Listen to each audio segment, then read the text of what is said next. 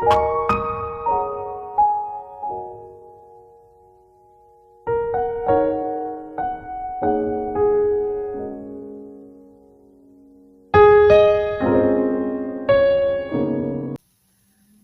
Friends, HPLC के लिए आपने एक स्टैंडर्ड बनाया और उसके 5 रेप्लिकेट आपने लगाए।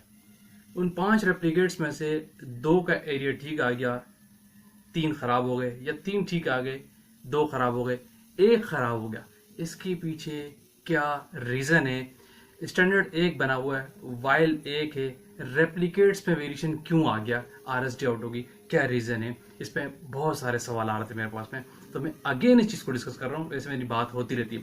तो देखिए, इसके पीछे जो रीजन क्या है, आज की वीडियो का यही फोकस है। रीजन क्या वो भी देखेंगे, साथ में इसका सोल्यूशन क्या है मैं आपको वो भी बताऊंगा। तो आगे चलने से पहले आप देख रहे हैं मेरा चैनल वॉइस ऑफ कियानी और मैं सफदर खान कियानी। देखिए फ्रेंड्स, ये बड़ा कॉमन प्रॉब्लम है कि आपने एक स्टैंडर्ड बनाया, 5 रेप्लिकेट लगाए और 2 या 3 आउट हो गए। क्या वजह हो सकती है? इसमें 2 एंगल बहुत इन्वॉल्व होते हैं। पहला फोकस है आपका इंस्ट्रूमेंट, जिससे ये प्रॉब्लम आता है, ठीक है। और दूसरा फोकस है आपकी प्रिपरेशंस और एनालिस्ट खुद।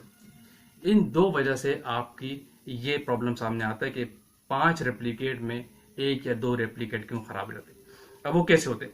इंस्ट्रूमेंट के से जब भी आप देखेंगे, पहले हम इंस्ट्रूमेंट की बात करते हैं। अगर आपके सिस्टम में ड्यूरिंग एनालिसिस आपने स्टैंडर्ड के रन चलाएं, 5 रेप्लिकेट चलाएं, सिस्टम में अगर एयर ट्रैप हो गई है तो आपका एरिया आउट हो जाएगा, क्योंकि सिस्टम में जब एयर आती है एरिया में वेरिएशन आ जाता है और आपकी आरएसडी फेल होती है। 5 रेप्लिकेट्स में से कोई 2 रेप्लिकेट्स या 1 रेप्लिकेट्स या 3 रेप्लिकेट्स आपके खराब हो सकते हैं अगर सिस्टम में एयर आ गई, ठीक है। और दूसरा बड़ा इंपॉर्टेंट फैक्टर है इंस्ट्रूमेंट के एंड से, वो आपकी नीडल, आपका इंजेक्शन प्रिसीजन। अगर आपका ऑटो सैंपलर है तो इसका मतलब है जो आपकी नीडल है उसमें प्रिसीजन वर्क नहीं है, उसमें माइक्रोलीटर जो आपकी वाइल से ले रहा है उसमें वेरिएशन आ रहा है, ठीक है। दूसरा रीजन आपका प्रिसीजन का है, नीडल का है, ठीक है। और वो अगर आपके पास मैनुअल इंस्ट्रूमेंट है तो फिर आप जो सिरिंज से कर रहे हैं वो आपका लूप प्रॉब्लम कर रहा है। ये 2 रीजन हो सकते हैं इंस्ट्रूमेंट के एंड से, एयर ट्रैप हो गई या नीडल वॉश, आपका नीडल में एक्यूरेसी नहीं है।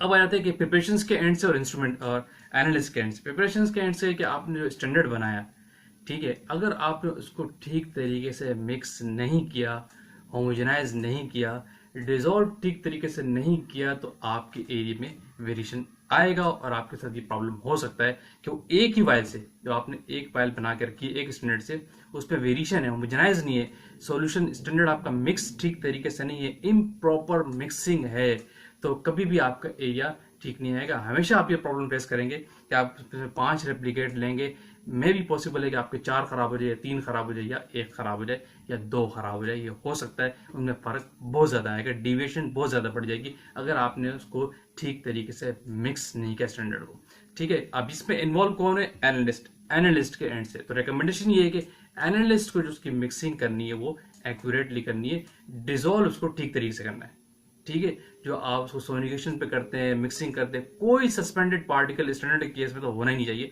बिल्कुल प्रॉपर्ली डिजॉल्व होना चाहिए, वरना आपके प्रॉब्लम सॉल्व नहीं होगा, ठीक है। यही वजह होती है प्रिपरेशन के एंड से और इंस्ट्रूमेंट के एंड से, दोनों एंड से अगर प्रॉब्लम होता है तो आप ये प्रॉब्लम फेस करते हैं, आपके रेप्लिकेट्स में बहुत ज्यादा वेरिएशन आता है। अब इसका सोल्यूशन क्या है? पहला प्रॉब्लम क्या है कि सिस्टम में एयर ट्रैप हो गई। आपने इस चीज को इंश्योर करना है कि आपके सिस्टम में एयर न जाए। और एयर जाती कहां से?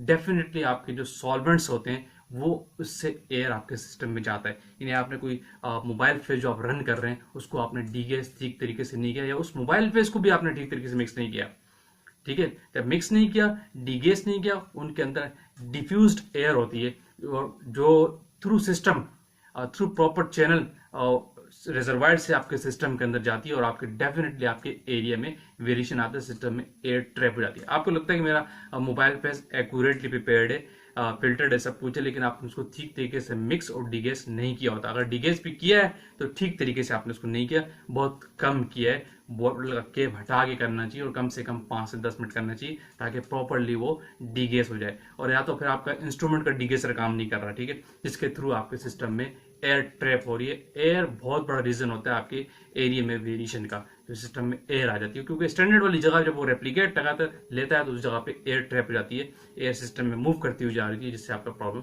हमेशा आप फेस करेंगे। तो आपने इंश्योर करना है कि आपने मोबाइल फेस के अंदर कोई एयर ना हो, और मूविंग सॉल्वेंट्स के अंदर कोई एयर ट्रैप ना हो, जिससे आपका ये प्रॉब्लम आता है। दूसरा, आपको सॉल्यूशन के लिए मैंने कहा कि अगर आपका ऑटो सैंपलर इंस्ट्रूमेंट है, उसकी नीडल की एक्यूरेसी नहीं है, वो एक्यूरेटली माइक्रोलीटर नहीं ले रहा, तो फिर इसको आप आउटसोर्स से चेक करवाएंगे, नीडल की एक्यूरेसी चेक कराएंगे। ये आप खुद भी कर सकते हैं, ठीक है। और वैसे तो नॉर्मली सर्विसेज इंजीनियर करता है, खुद इन्वॉल्व कम होते हैं क्योंकि अलाउ नहीं होता है इंडस्ट्री के अंदर। तो आउटसोर्स से अपनी नीडल की सर्विस चेक कराएंगे कि वो एक्यूरेटली वर्क कर रहा है या नहीं। इसके साथ एक रीजन और भी मैं बता दूं कि आपकी जो प्रिपरेशन है वो बहुत मैटर करती है। ठीक तरीके से मिक्सिंग वाला फिनोमेना नहीं होगा तो ये प्रॉब्लम आप फेस करते रहेंगे। क्लियर हो गया। अब दूसरा एंड था कि आपके इंस्ट्रूमेंट के बाद एनालिस्ट के एंड से प्रिपरेशंस का, तो डीगेस वहां से डीगेस वाला प्रॉब्लम मैंने आपको बता दिया।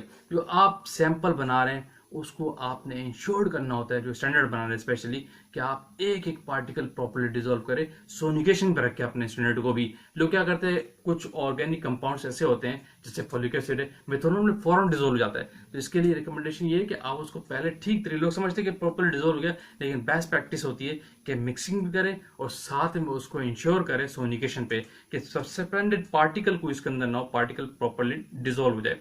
जब आपका मिक्सर, आपका स्टैंडर्ड प्रिपेयर्ड बिल्कुल होमोजेनाइज होगा, कोई सस्पेंडेड पार्टिकल नहीं होगा, तो कोई आपको नेकेड आई से नजर नहीं आ रहा। जब आप करीब करके देखते हैं तो उसमें एक बबल्स टाइप की चीजें नजर आ रही थी, वो चीजें नहीं होनी चाहिए। ये प्रॉब्लम करता है एरिया में, आपको अंदाजा नहीं होता। तो इसलिए आपने स्टैंडर्ड को बनाना तो प्रॉपर्ली मिक्स करना है। और साथ में यहाँ पे एक और पॉइंट कर दूं कि आपके गिलास वेयर की कंटेमिनेशन से भी आपको फर्क आता है।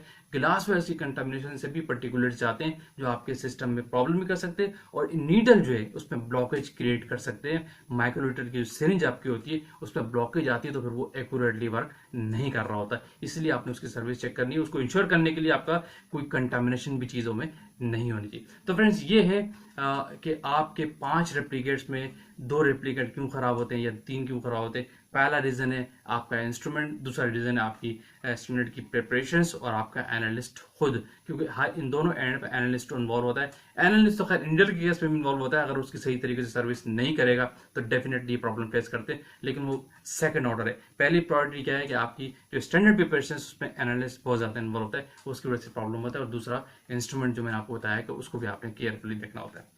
आई होप कि अब एक कॉन्सेप्ट आपको क्लियर हो गया होगा कि क्या वजह होती है कि हम एक स्टैंडर्ड बनाते हैं, उसके 5 रेप्लिकेट लगाते हैं, तो 2 या 3 क्यों खराब हो जाती है, एक क्यों खराब हो जाता है, उसमें वेरिएशन क्यों आ जाता है। रीजन इज दैट, जो मैंने आज इस वीडियो में डिस्कस किया। आई होप कि वीडियो आपने लाइक किए तो शेयर कीजिए, कमेंट्स कीजिए। अगेन कहूँगा जो लोग चैनल पर न्यू है और वो तो लाजमी सब्सक्राइब कीजिए ताकि ऐसी टेक्निकल वीडियोज आप तक पहुँचती रहे। Thank you for watching. अल्लाह हाफिज़।